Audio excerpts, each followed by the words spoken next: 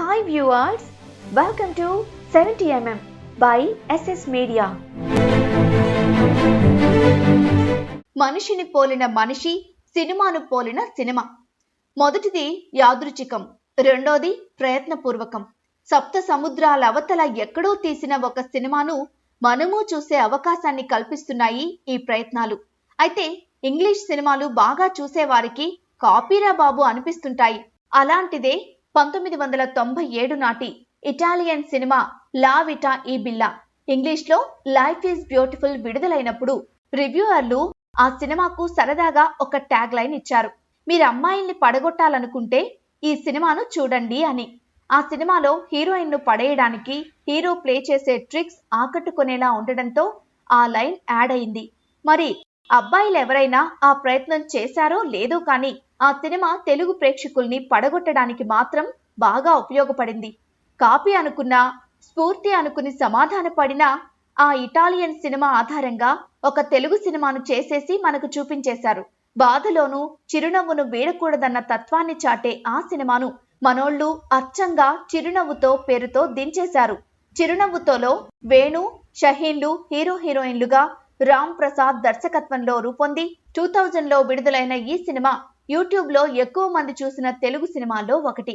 Sensible scenes తో humour పండించే ఈ సినిమా ఎవరికైనా ఇట్టే నచ్చేస్తుంది. అరే భలే తీసారే అనిపిస్తుంది. భలే తీయడం అనే credit life is beautiful cinema దర్శక రచయితలకే దక్కాలి. ఈ సినిమాకు 2 పార్శ్వాలున్నాయి. రాబర్ట్ బెనిగ్నీ దర్శకత్వంలో అతడే ముఖ్య పాత్రలో నటించగా రూపొందించిన ఈ సినిమాలో తొలి సగం లవ్ స్టోరీతో సరదాగా సాగిపోతుంది. రెండో సగం హీరో తన తనయుడి అసలు విషయం అర్థం కాకుండా చూడడానికి అంతా ఒక ఆట అని కప్పిపుచ్చుతూ ఆనంద పెడుతూ చేసే హృదయమైన ప్రయత్నాలతో ఉంటుంది. ఉత్తమ విదేశీ చిత్రంగా ఆస్కార్ అవార్డులు కూడా అందుకున్న ఈ సినిమాలోని తొలి సగంలోని సీన్లను యథాతథంగా చిరునవ్వుతో సినిమాలో వాడేసుకున్నారు. ఆ సినిమాను చూసిన వారికి కాపీ చేసిన సీన్లను గురించి బాగా అవగాహన ఉంటుంది. ఉదాహరణకు ఒక సీన్లో హీరోయిన్ థియేటర్లోకి వెళ్లడం చూసి అదే సినిమా టికెట్ కొని లోపలికి వెళతాడు హీరో.